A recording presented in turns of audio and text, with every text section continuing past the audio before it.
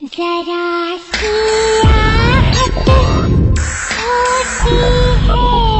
एक अंधेरे रात के साथ एक पुरानी कब्रिस्तान में अजीब माहौल बना।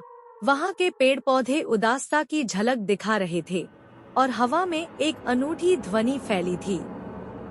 एक नए शहर के आगमन के साथ ही वहाँ का कब्रिस्तान अब अधूरा महसूस हो रहा था। उस नए शहर के लोग इसे भूतिया स्थल मानने लगे थे।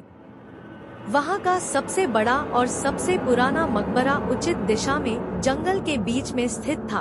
उसके चारों ओर विशाल पेड़ पौधे और कांपती हवाएं थी।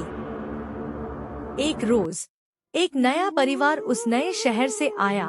उन्होंने समझा कि कब्रिस्तान में उनका अंतिम संस्कार किया जाएगा, लेकिन उन्होंने नहीं सोचा था कि यह संस्कार उनके लिए एक दुष्ट और भूतिया अनुभव बन जाएगा।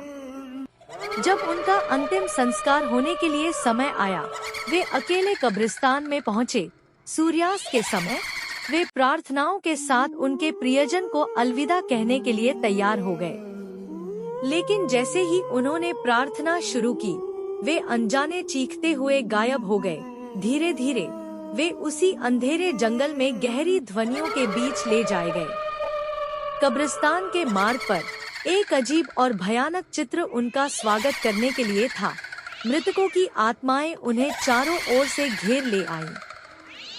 वे भागने का प्रयास करते रहे, लेकिन वे अपने विलेन भूतों के साथ उलझन में फंस गए। उनकी चीखें जंगल में गूंजने लगी, लेकिन कोई भी उनकी सहायता नहीं कर सकता था।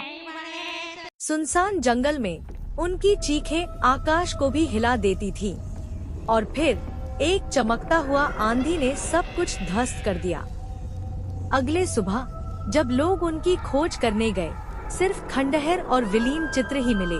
वे कभी भी नहीं जान पाए कि क्या वास्तव में हुआ था, लेकिन उस घटना ने उनके दिलों में संकेत छोड़ दिया कि कब्रिस्तान की रहस्यमय दुनिया को छूना खतरनाक हो सकता है। तो दोस्तों, आप लोगों को यह कहानी कैसा लगा? अगर अच्छा लगा तो लाइक कीजिएगा, शेयर कीजिएगा और कमेंट में जरूर बताइएगा कैसा लगा, और सब्सक्राइब करना मत भूलिएगा। तो फिर मिलेंगे नई कहानी के साथ, तब तक के लिए बाय, टेक केयर।